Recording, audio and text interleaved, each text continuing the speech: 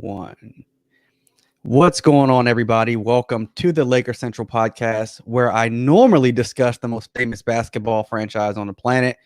But in recent days, between protest, police brutality, racial inequality, and now the NBA trying to resume, we've had to cover a lot of different angles. And so there's a lot going on right now on my timeline, and I'm certainly on yours if you follow NBA Twitter. The NBA was set to return July 30th, and as of right now, it's still going to return. That is not in jeopardy as far as we know. But what's happening right now is last night, Kyrie Irving, among other players, Dwight Howard, Carmelo Anthony, they had a phone call. I think it was 80 plus players on this conference call to discuss resuming the NBA. Well, not resuming playing basketball amidst social uprisings, racial inequality, police brutality. There's a lot going on in this country. And so there are a contingent of players that may not want to resume basketball. And there's some interesting things going on right now in relation to how this conversation is being framed. And so I think that the best thing to do is to start with who the media has said is leading the message of not resuming basketball, and then how everyone is kind of absorbing that message because of who is being said as the leader. So Kyrie Irving, if you did not know, he is a vice president on the executive board of the Players Association. So it is absolutely his job to represent the larger group of NBA players. It's his role. They elected him. I believe he started serving this year in January. So that is his job. He is not just some arbitrary player that is voicing his opinion, trying to get someone to side with them. He's an elected NBA player representing players. And so what's happening at this point is Kyrie is raising very valid concerns on resuming basketball activity and using black players essentially as a distraction to take away from the social protest, the social uprising that many of us are fighting out in the streets. Many of us are on the front lines. And so there's a lot going on.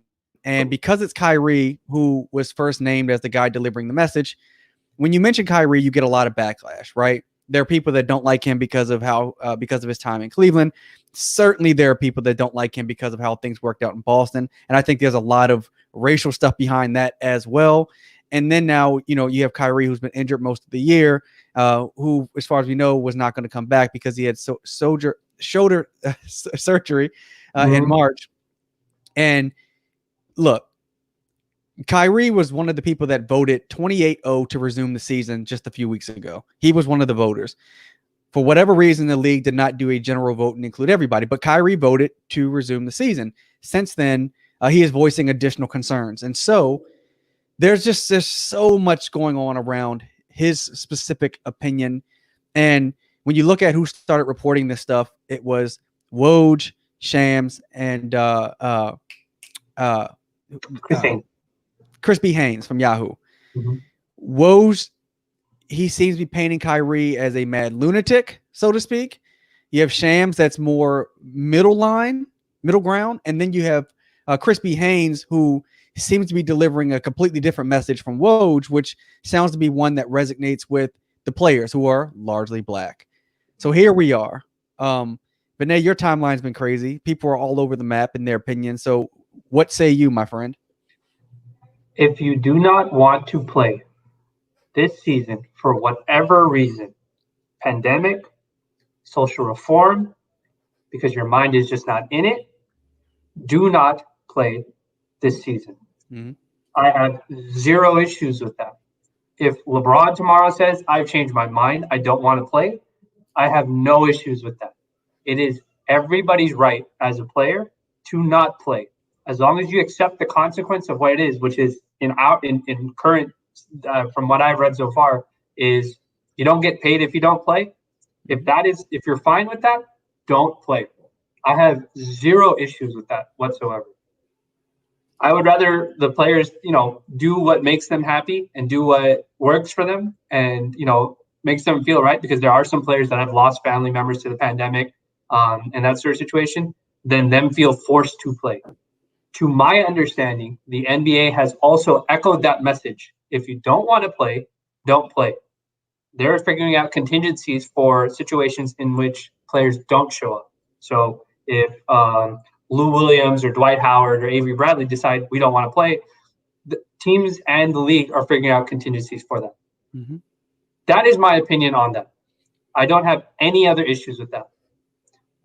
There are specifically two things from yesterday that have been irritating me significantly. One is Kyrie being labeled a disruptor. Mm-hmm. And this is probably part of a conversation we'll have a little bit later. But let me think of the right way to say this. The national media, and when I say national media, I'm talking about ESPN and I'm talking about Fox Sports, because those two are the major carriers of a lot of these shows.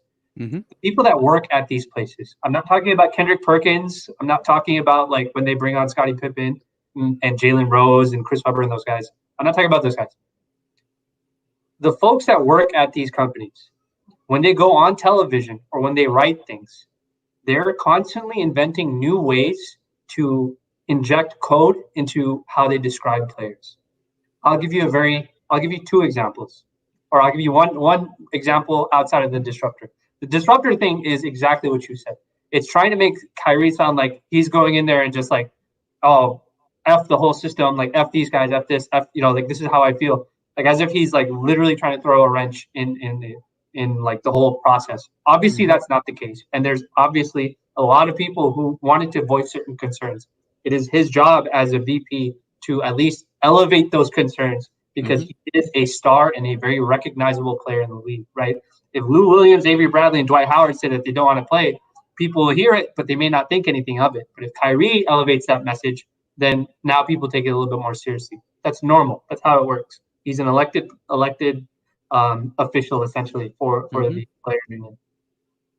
The one example I want to give everybody, which folks may remember, because I'm a Laker fan, has to do with how Anthony Davis's character was categorized when he asked for a trade request out of New Orleans. It was on Skip's show, which is on Fox Sports, Skip and Shannon's show. They had a local beat reporter go on there and talk about Anthony Davis's trade request and talk about how Anthony Davis turned down the Supermax. The individual, it was a lady that came on there, and I don't know if she works for Fox Sports locally in New Orleans or if they just brought her on as a guest. Up until that point, Anthony Davis was, a New Orleans player. The city of New Orleans loved him. He wasn't, as great as they thought he'd be. There's a lot of injuries. There's a lot of reasons why the team hasn't been as successful as they thought. But the moment that Anthony Davis turned down the Supermax request and asked for a trade, quietly, didn't make it public, he quietly asked for all that information, quietly turned down the Supermax. And mind you, up until this point, everybody knew that if Anthony Davis turns down the Supermax, just like Kawhi Leonard did right before, like a year or two beforehand, everybody knew that he's basically out. Okay, this is the same situation that Giannis is about to be in this offseason if the season continues. Okay, everybody knew that if he turns down his Supermax, he may be looking somewhere else. So we already knew what was going to happen. So what happens is Anthony Davis turns down the Supermax, and he doesn't name any trade destinations. He doesn't say I'm sick and tired of New Orleans. All he says is I think it's time for me to move on. Right? He doesn't admonish anybody. He doesn't put down his players. He understands that it's a dicey situation with how he's going to proceed. Fox Sports brings on a local reporter who goes on and says something to the effect of, Anthony Davis was a great kid. He was a good kid. He loves New Orleans. New Orleans loves him. But ever since he got signed by Rich Paul, it's like his entire demeanor has changed. It's almost like, he was a class act before, but now, I don't know. If you can't read between the lines when it comes to stuff like that, and if you can't read between the lines when it comes to why the narrative around Kyrie has always been that he's he's a problem, like he's like this problematic person or this problematic personality, then you're not paying attention. Yesterday, Kyrie went ahead and elevated, and I tweeted this. Kyrie is not a disruptor. That's not what he is. But you have to look at the situation that he is in. He already has a max contract that's been signed. He's already made hundreds of millions of dollars. And he's trying to use his position, the one that he's been elected to speak on how other players feel. Mm-hmm. But that is a different conversation than what he is as a person. And the problem, the part that's unacceptable is how he's being characterized. These media companies like ESPN and Fox Sports do not care about the Nope. actual content of the message. All they want to do, and I know Laker fans or whoever's watching this is probably thinking, well, Nick Wright loves LeBron, Skip loves Kawhi. This guy's aligned with this guy's like, now I just joke about it. Anybody who says anything complimentary about LeBron is automatically paid by Clutch. Like, it doesn't matter who it is. But these guys have allegiances to nobody. Mm-hmm. Their allegiance is to their paycheck. Their allegiance is to the company that they work for. So when somebody turns around and says, Kyrie is a disruptor, Anthony Davis is no longer a class act anymore, that has nothing to do with who their allegiance is to. It has to do with causing drama and changing the perception of a player so that they can fill their first segment for the following week when it comes to their sports debate shows. We have to stop falling for it. We have to stop allowing folks.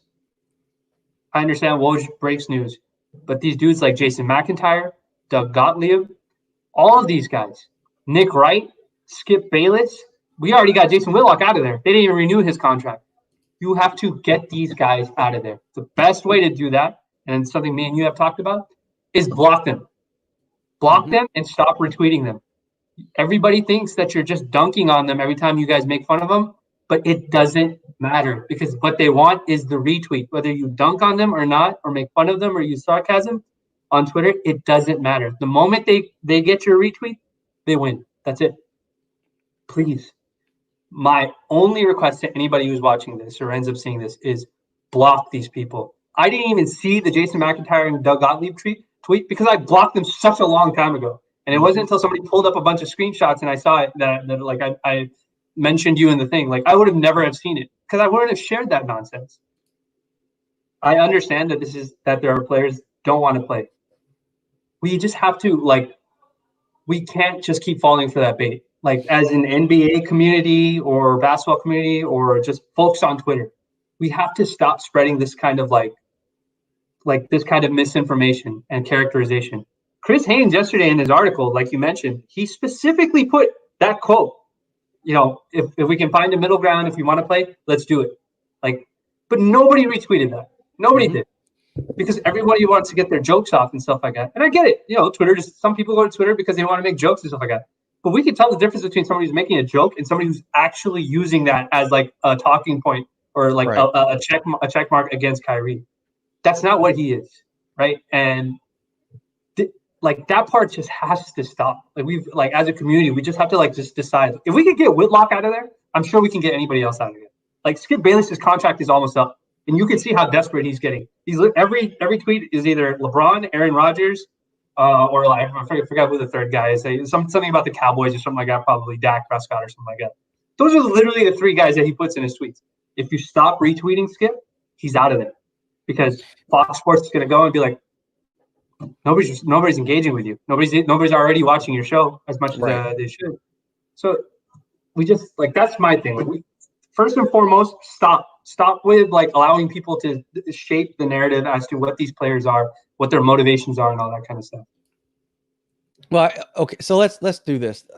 Let's just jump into it right now, and then we're gonna come back to some of the specifics around what's going on with these players. But one of the reasons that the narrative gets shaped is because the narrative is formed by white media. So you've got a predominantly black sport player base, employee base.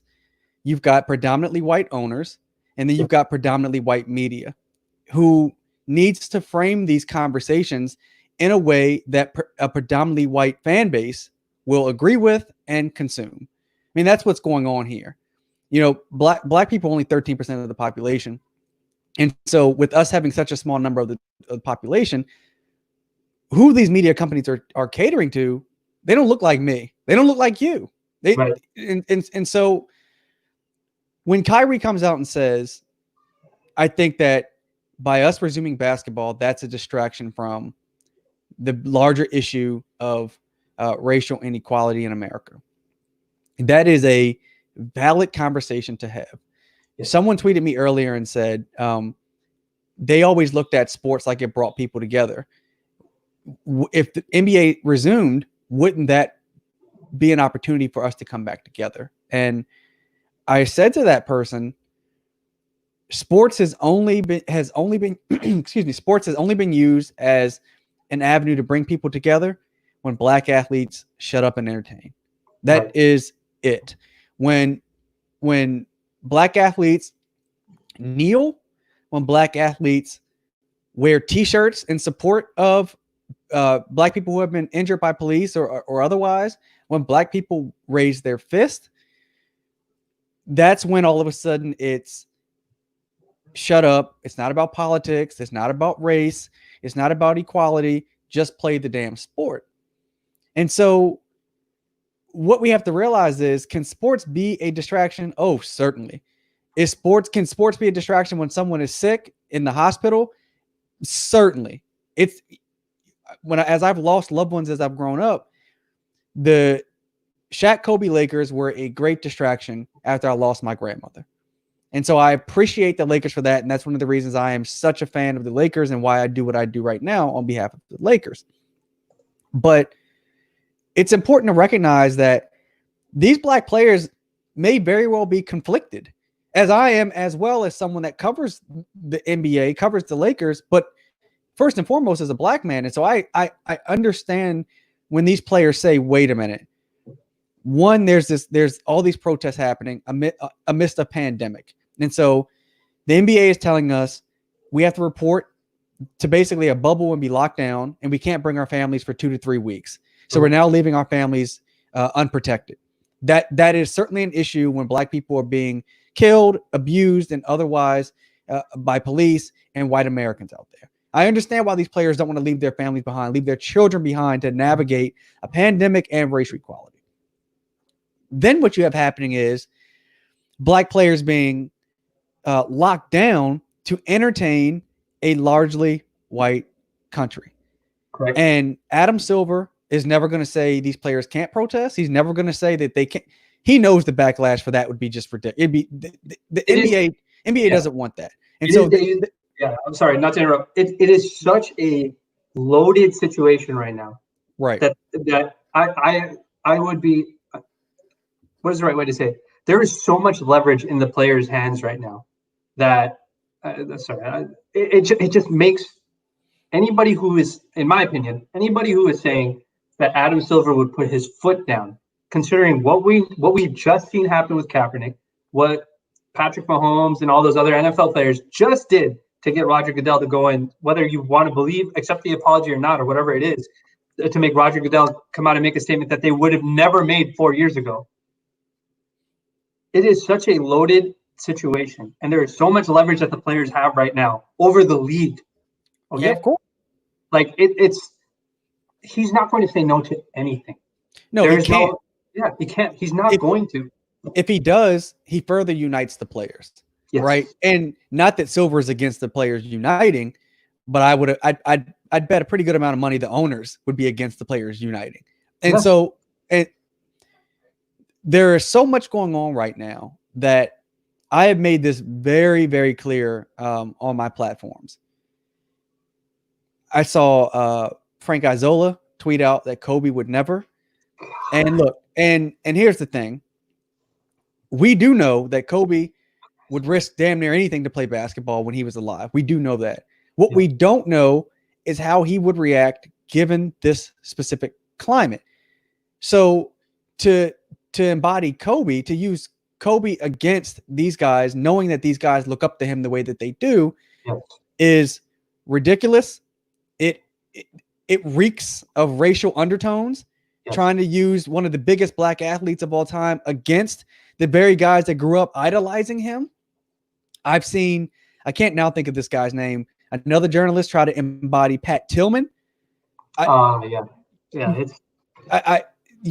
This is so ridiculous. And let me be also really clear, because I said this on Twitter. If you are a white journalist, you need to stay out of this conversation unless you are supportive of choice. The choice for these athletes to play, the choice for these athletes not to play. You don't have the right to jump into this racial conversation and tell a bunch of black guys you need to play a sport just to entertain us. That's exactly what is being said if it's not directly being said. And so what you now have happening is you have a larger base of the media attacking these guys and painted Kyrie as a villain. When, what was it, 3 weeks ago, Dame Lillard came out and said, "Oh, I'm not playing." Dame Lillard, a superstar in his own right, already made it clear. Carmelo was on this conference call, made it clear. Dwight has made it clear that these players have to figure out what their choice is going to be. And this is an individual choice. And so, as I've told a lot of people, as I've talked to them about this, if you decide not to play basketball and protest, perfect. If you decide you want to play basketball and you can still lead the conversation, perfect. It is an individual choice. What I would then say is, I believe it was Eric Pincus that tweeted out yesterday, if the players do not return, NBA owners are almost 100% likely to use the force majeure clause and cancel the CBA, which in that case would cost the players $1.2 billion, not cost the owners, because the owners are going to recoup a bunch of the money that they're paying these players. So there's no PPP for players. No. There's no small business loans for players. Like those, the owners will be fine. They are billionaires. That's like that's the thing. Yeah, that's the thing. And in a country where Black people already make less money than white people, already have less assets than white people, that's a hard pill for these guys to swallow, right? Like, that proposed $1.2 billion goes to fund a ton of social programs on behalf of Black people. It builds schools for Black kids. It helps donate money to these protests. It helps get people out of jail. Each individual player needs to make a decision for themselves. Can I risk that? Because you know what? Everybody on Twitter telling these guys, to play or not to play, when these guys run out of money, either side is laughing at them. Antoine Walker ran through $120 million. People say, well, how can he lose $120 million? There's a number of ways you can run through $120 million. And so whatever decision these guys make, it's a deeply personal decision. They have to figure out what they're willing to risk, whatever direction that they go. Jared Dudley from the Lakers and Kyle Kuzma support coming back. Austin Rivers supports coming back. There's going to be a divide, because just like with any issue across America, there's a divide. Even amongst Black people looking at this issue, trying to figure out, well, which way should the players go? There is a divide. But to reduce this to, these guys should just go and play. No, there's more than that. And look, I say this as somebody that I want these guys to play. Before the pandemic happened, my podcast was doing all kinds of crazy numbers that it had never done before. Since the pandemic, it is not. It's struggling just like every other media outlet out there to try to generate content. I am reliant on these guys playing, but I also recognize that, podcast or not, I'm Black and I have to go out in this world every single day. And if these men want to put themselves out there to fight on my behalf, then I'm going to support whatever choice that they make. But the conversation has gotten too crowded, too noisy. There are too many people involved with competing agendas. The networks have competing agendas. Yeah. And frankly, a lot of this shit came to a head when you and I talked the other day, when the report came out that Disney employees would be able to leave. Yeah. There's no way in the world you can quarantine NBA players and not allow their families to come and then say Disney employees can leave. Yep. That's a huge issue. That's a massive issue. The rules apply to me, but not to thee. Right. That's not how this works. So I mean, that I expected that to be like the major impasse, if anything, because it's like a Disney union versus like what the NBA wants. So I thought that would be a big deal. But I wouldn't be surprised if they actually get that squared away to a point where like the players are like comfortable with what it is. But to like kind of jump back on your point, like you can't tell people we talked about this on the podcast. If somebody wants to go to a protest and yell their lungs out and vandalize, and they feel that type of way, as long as they accept the consequences of what may happen if they do that, you can't tell them otherwise. If somebody wants to go to a protest and just hold a sign and say nothing at all and just be supportive in silent protest, you can't tell them that that's wrong either. If an NBA player wants to sit out the season because he does not feel right about what the state of the world is right now, you can't tell him that he can't do that. The NBA has told him, go ahead. We're not going to stop you from doing that. As long as you accept the consequence, the financial implication, of that situation. But at the same time, if there are NBA players that want to play because that's their main source of income, Yep. because they can't go to protests and they want to see if they can use their platform to promote it, whether it's be writing slogans on their shoes, wearing T-shirts, doing player interviews, like you can't tell them that they can't do that. And the thing that's been irritating me the most from yesterday's conversation is people saying that, like, what has that gotten done? What are we talking about? Are we just going to ignore what Kaepernick was doing? Are we just going to ignore people who have protested or tried to do a silent protest? I get it. At one point, the NBA wasn't with it. You know, when Abdul Rauf was blackballed from the league, I get it. Yep. I'm not ignoring the history that happened, but that's also, look at what the situation is now. Look at the situation, the leverage the players have now compared to what it is before. You think the players can't go into these negotiations with ESPN and with the owners and say, hey, you need to run this messaging in between each commercial break? You think that the players can't say that, all right, if you want to do player interviews with me, you need to allow me to say, you know, like advocate for whatever I want to advocate for? Of course they can. This is not the NFL. And that's the part that people don't realize. When Kaepernick kneeled, the entire league was against him. Okay? I know Eric Reed helped him out. There's a few folks that did it with him. But the league, the existence, the NFL, the Shield, whatever it is that people want to call it, the owners, they were not with it because their predominantly white fan base was not with it. And so he got blackballed from the league. If LeBron James decides to kneel during the national anthem when the NBA comes back, Adam Silver is not blackballing LeBron James from it. If he decides to fine LeBron James when it happens, I'd love to see what sort of backlash that they get. I'll be the first one to say, get out, like Adam Silver needs to be fired. The NBA, which I watched for 30 years, is a tone-deaf league. It's no different than the NFL. But I would bet money that he probably won't do that because it's just such a loaded situation. What happened back then is not what's going on right now. And what's going on right now is that the players have a lot of leverage. They have the ability to dictate how this is going to work out. And advocating for the entire league to be canceled has so many different layers of impact that I think we've covered in different ways. One, some players lose the ability to speak on a national broadcast. And I'm aware of all the people who say that that's not an effective way of causing change. I'm not going to even bother arguing with that because there's enough historical precedents of people doing protests and the imagery that's behind it and the imagery that's constantly been brought up behind it to push that conversation forward. So whether it's as effective as, I don't know, showing up at protests, we can debate that, but that's a different conversation. But you're not going to tell me that going like on a national broadcast and like saying that, hey, we should defund the police or there needs to be police reform is not going to impact somebody in some way. It's just nonsense. If I gave you the option for Lakers Central and I told you, all right, here's 10 different ways, right? Here's 10 different ways that you can turn around and broadcast your message. And here's one way. This one way is more effective than all of these 10 ways combined, but the 10 ways are different than that one way to do it. Would you turn around and tell me, no, I'm just going to do it that one way? No, you're going to say, give me all fucking 11 ways to do it. Why would you say no to that? Right? That's one thing. You have a platform. The second thing is you are taking money, okay, away from the players. And Twitter's most common response to that is, well, it's not your money. Who cares? Right? Like just cancel the season. Now think about the framework of what you're saying right now. What is the slogan that people are pushing during these protests? Either there's police, abolish the police, reform the police, or defund the police. And you're talking about canceling a season, which would effectively defund all of the African Americans and the black players that are in the league. They won't get paid. And not only will they not get paid for this season, they won't get paid for next season.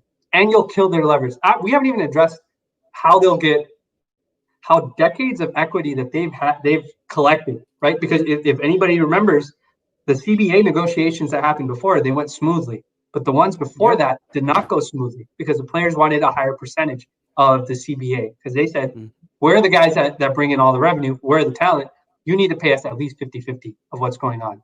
So you would give the owners the ability to effectively tear that agreement away. So the equity that you had, that you worked for, that all those players before you worked for, would be torn away by making that suggestion.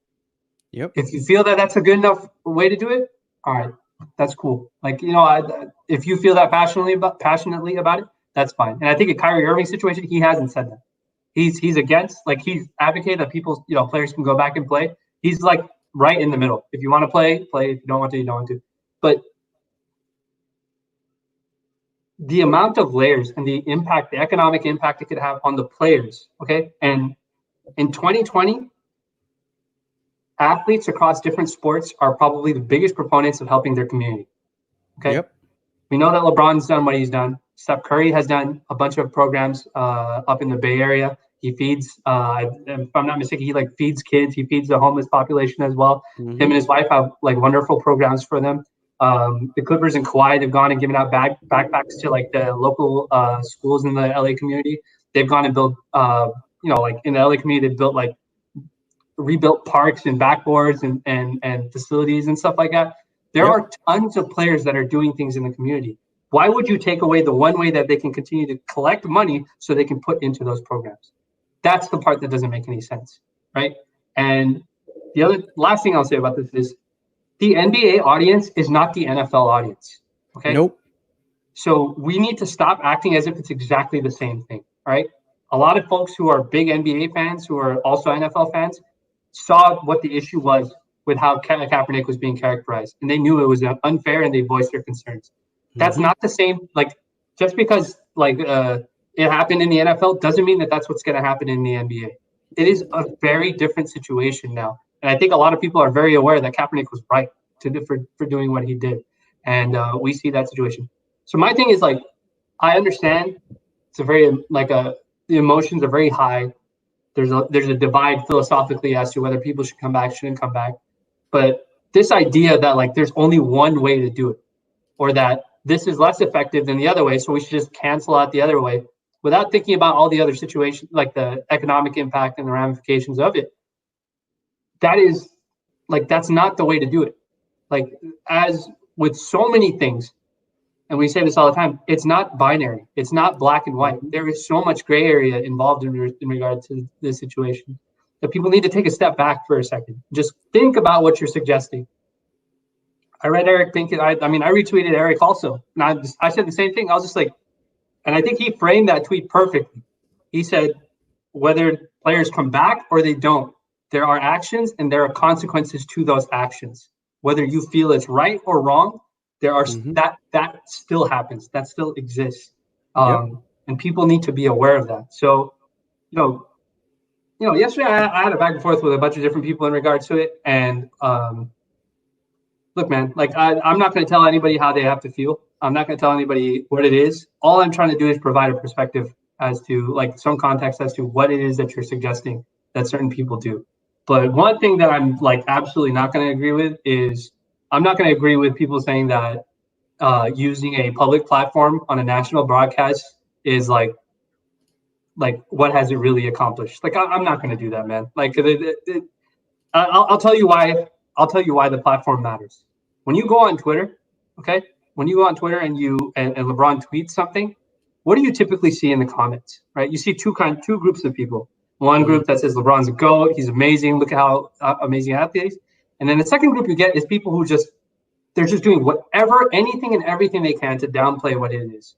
Yep. On social media, because these companies like Fox and ESPN, because they have so many people, and you know, even aside from that, all the trolling and the bot accounts and all that stuff that are on there, it is such a noisy platform.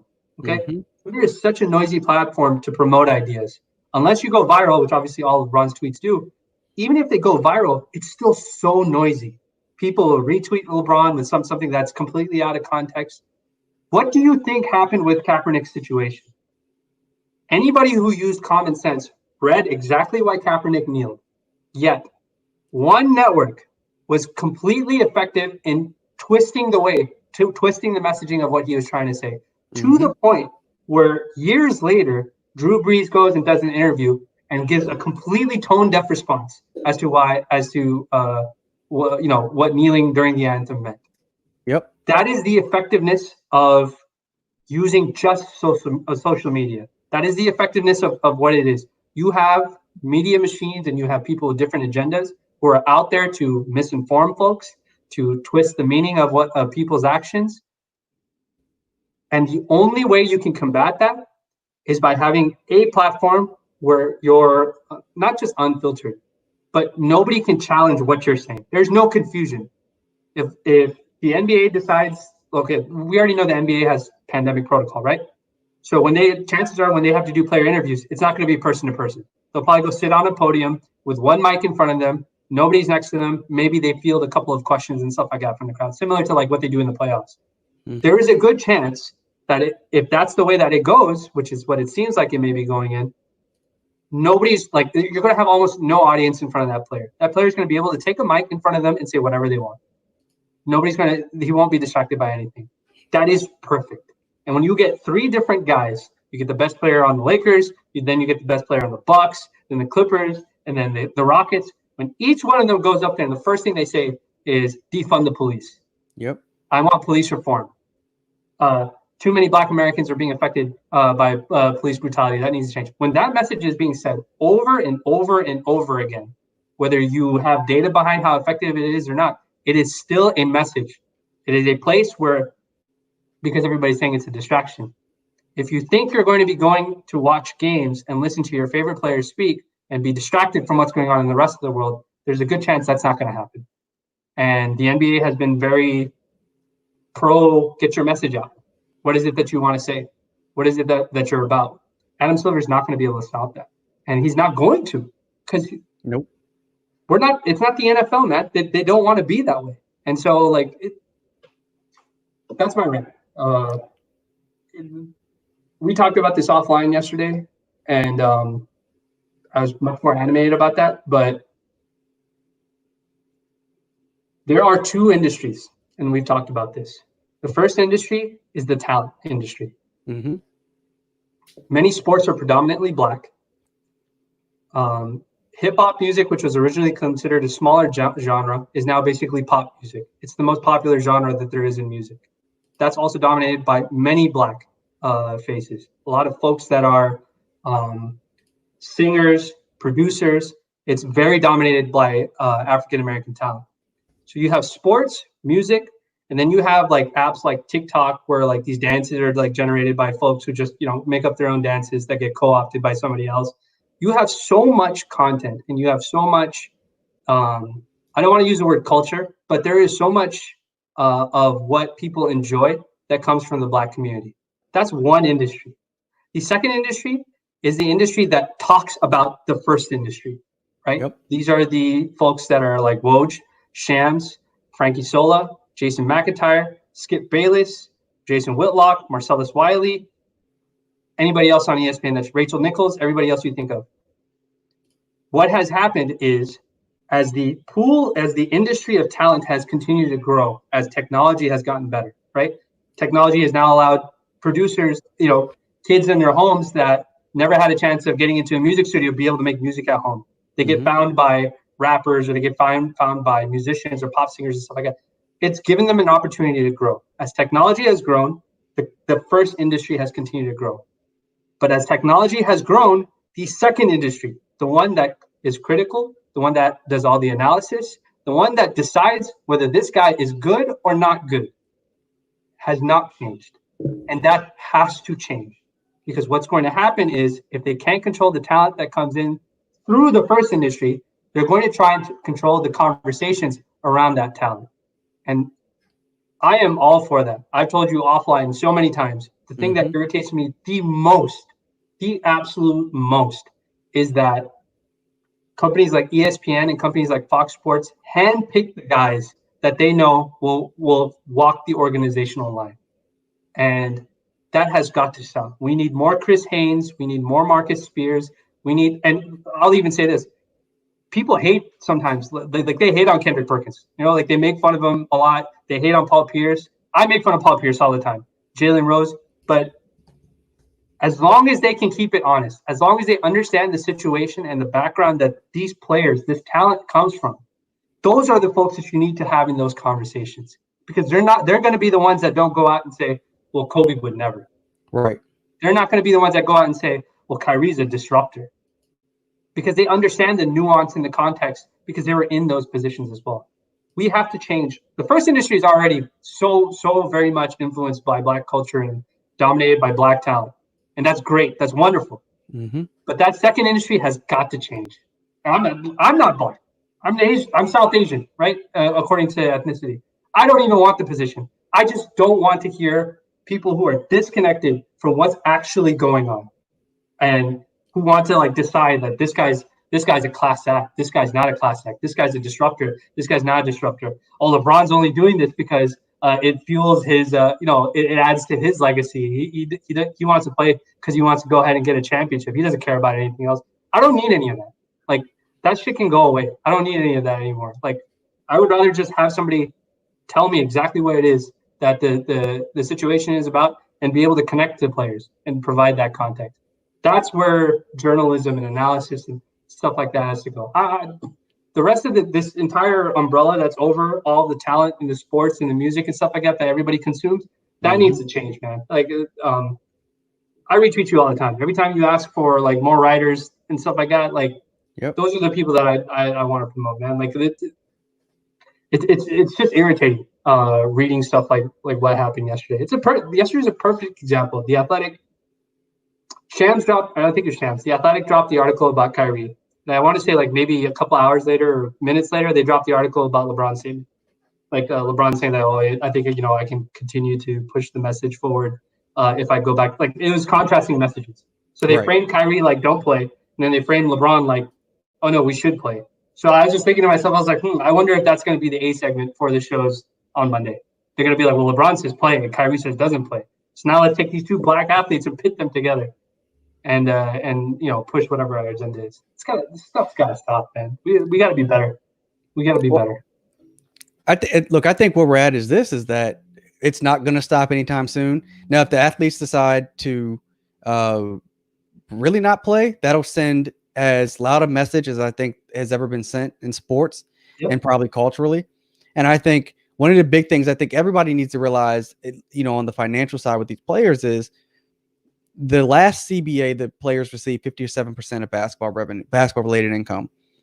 This one, they got 50%. And that was after they signed that $24 billion TV deal. And so if the players decide not to play and the owners tear up the CBA, now you're renegotiating the CBA during a pandemic when the NBA is losing money. And anyone that tells me that the players will be able to get that 50% back, you don't know finance and you haven't paid attention to how this country works. The owners are going to screw the players because if they tear the CBA up, the owners have all the leverage. Right now, players have the leverage because the owners want them to play.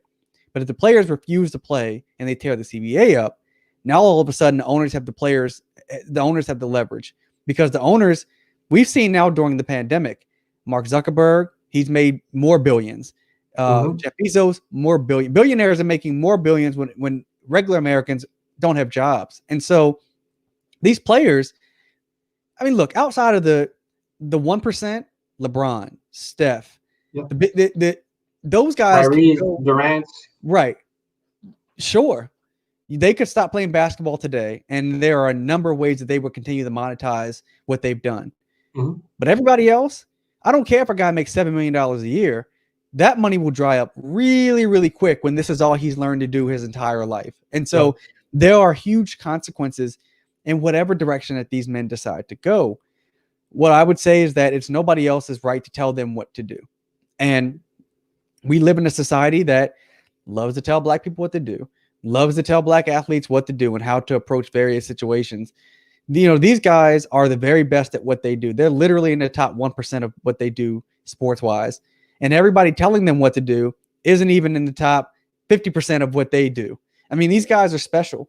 And so they're shouldering a lot right now. I wish that this particular conversation would have come up when they were voting to restart the league, resume the season.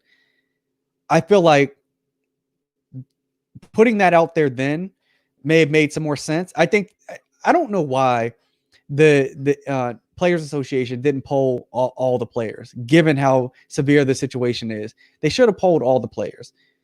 But I know like Kyrie's questions from the original vote has been leaked, and it doesn't appear that when he voted yay that any of this racial stuff came up. Yeah. And if it didn't, then it didn't. If he had a change of heart, fair enough. If once they resumed and more details started coming out about what the season would look like, if other players started reaching out to him saying, hey, we don't feel right.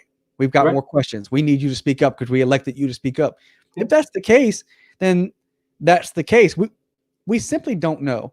And what I surmise is going to happen is, I believe the players are basically going to force the NBA to give them more freedom when it comes to this quarantine thing down in Orlando. I think that is ultimately what will end up happening. I think that the players want the ability, obviously, to be safe, but to still be able to protect their families, be able to protest if they need to, be able to do what they feel like they need to do on the behalf of them. And the league, I think the league will acquiesce to whatever the players ask for. That's my opinion. As long as it's safe and it's going to open up issues with the coronavirus and all that stuff. Right. But we're at a point where they do have to figure this out. The players are talking. The conversations are becoming public, as they seem to always do with the NBA. And so we're just at a point now where the league and the Players Association need to figure it out. And the league has said from day one, if you don't want to come back, you don't have to come back. We're not going to penalize you. You won't be paid, obviously, but you won't be fined or anything or suspended or anything like that. Right. Do what you feel is best. Now, if 80 players say they don't want to play, the league's got a problem. Certainly, if more than that say they're not playing, the league's got to figure out how they're going to replace those guys. And yes, there will always be other guys out there, whether it be the G League or free agents, that will decide that they will want to play if given an opportunity. But this is a sticky situation. These players have a lot riding on this. Every sense of the word, financially, morally, ethically, they're dealing with a lot. And they've got fans in their ears. They've got the agents in their ears. They've got their families in their ears. They've got the larger community in their ears.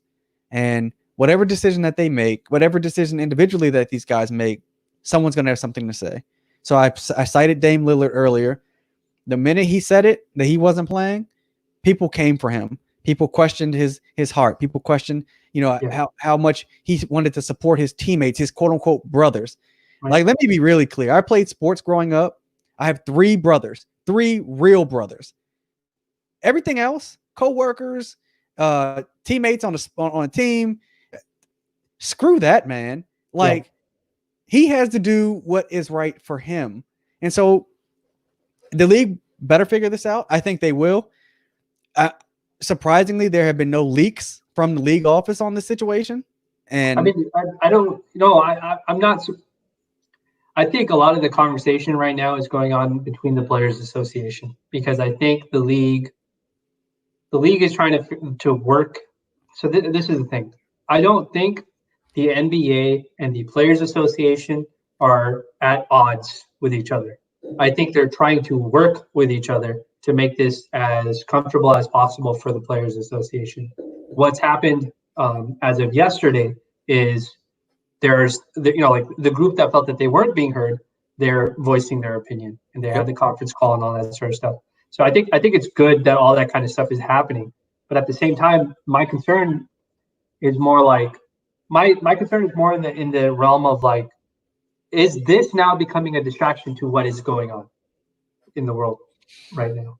Like, are we spending more time talking about whether Kyrie is a malcontent versus like what's it called? Like, versus the conversation around social reform?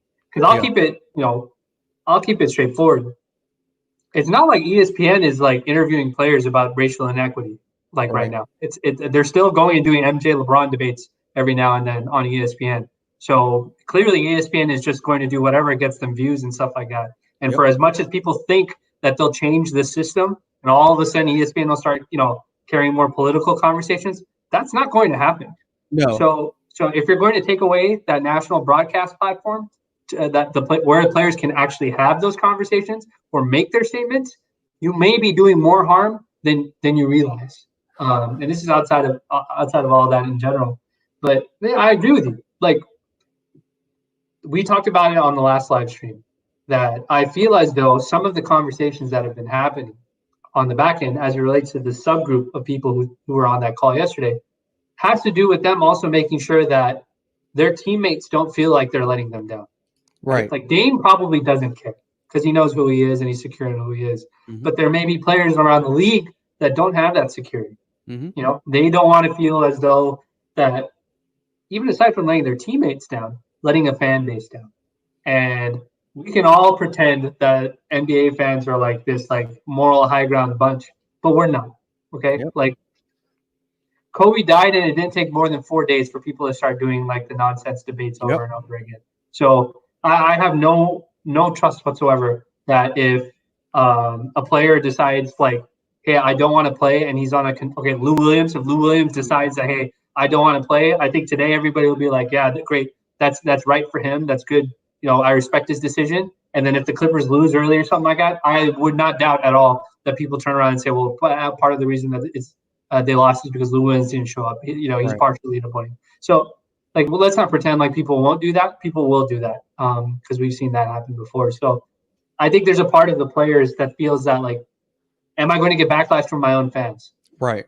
If I'm a role player, am I going to get backlash from, you know, my teammates? Am I going to get backlash from my organization and stuff like that? So some of those conversations are private conversations, but the public perception, okay, the public perception and how the media portrays those players when they make those decisions is the problem. Yeah. Because if Lou Williams decides that I don't want to play basketball this season, and the Clippers, for whatever reason, lose, that's not going to stop ESPN from saying Lou Williams did not play because he did not want to. And they're not going to add the context of saying, but he did it for the right reason. They're just going to say he didn't show up. Right. His guys are out there. And I am sure there's some clickbait a-hole that works at Fox or something like that that's going to say Lou Williams is selfish for doing what he did. Because that's basically what their angle is all the time. That's the part that makes this very, very difficult. The public perception, as well as how the media eventually portrays these guys. So I don't know. I mean, like I said, I think everything is already, I've told folks, I think, in my opinion, I think everything is going to move forward as normal. But I think what's going to happen as of right now is that there are going to be a lot of conversations had as to what does the actual pandemic protocol look like? What does it actually, if I want to speak on social reform, or if I want to speak my mind as to how I feel about what's going on with these protests, am I going to be able to do that? Am I be given an opportunity to do that? And like I mentioned at the beginning, the players have so much leverage that they should ask that question to the league. Am I going to have to do player interviews? If the league says yes, say I want to be able to speak my mind outside of answering the questions that the reporters give me. If the league says no, you can't do that, then you should go ahead and not go to you should be like, yeah, I'm not going to play. Right. Because that is exercising your ability, your power over the league, and not allowing the league to mandate who you are. And then leak that info. Let the rest of the world know that the NBA is telling you that you can't speak your mind, and then see what happens. I'm sure every single person is going to jump on Adam Silver and the rest of the league and the owners and everybody else. People have power when they work together, when they have numbers and stuff like that.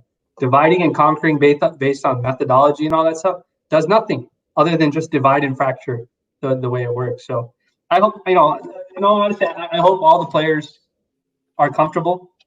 If they want to stay, if they want to leave, whatever it is that they want to do. But this has got to stop. Like this, we have to stop listening to these folks that are trying to shape the character of these players through their writing and stuff like that when they have no connection to them. And the other thing is that we have to you got to stop minimizing stuff that people are trying to do. There are guys that can't protest. They can't attend the protest for whatever reason. And so they're donating. They're using their social media to promote stuff about the protests. They're not worse, or they're not better, or they're not less effective or more effective. People got to stop with all this methodology stuff when it comes to that. If you wanted people to not judge you when you were protesting, whether you wanted to riot or whether you wanted to peacefully protest, then you can't tell the folks that can't attend the protests that canceling the season works for them, and that's the right way to do it. So that's my stance when it comes to that sort of stuff. There's a lot of gray area, but ultimately, whatever decision that somebody wants, you have to respect it. And I think you have to respect it. I'm sure other people won't, but that's just the way it goes, man. This is what the First Amendment's about. This is what America is about. You have your freedom of choice. You have your freedom of how you want to protest and speak on certain things. As long as you're okay with the consequences of it, that's all that matters. And so that's what I think is happening in this situation here. Yeah, right now I'm 70-30. The league is going to return. A week ago, I would have said I was, 100% once they announced it, but now I'm more 70-30. I do think that the season ultimately resumes. The league is just going to have to tweak whatever their original plans were, and they were going to keep tweaking it anyway because stuff wasn't exactly finalized. There were still more details to be had. So there will be way more conversation, I'm sure, as the day goes on and as more stuff leaks, as more conference call information leaks. It seems like when players are on the call, they must be leaking some of that information in real time because we're getting updates real time. Yeah, and so more stuff will be out, and we'll see where all this ends up within another week. I mean, I would imagine they'll have things straightened out within the next few days, one way or another. But I want to say thank you to everybody that decided to join the live stream. We had a ton of people join in earlier on, and then people who've been coming back and forth. And, I'll chop up the audio for you guys because I think these are solid conversations for us to be having. And it'll be out there on the podcast on Tuesday. And just, again, shout out to everybody that participates in this kind of stuff. And thank you, Vinay, again, for coming on. So we're going to close out on that, folks. Enjoy the rest of your Saturday. Stop arguing on Twitter. Just enjoy a nice day. And we'll catch you next time. I'm out.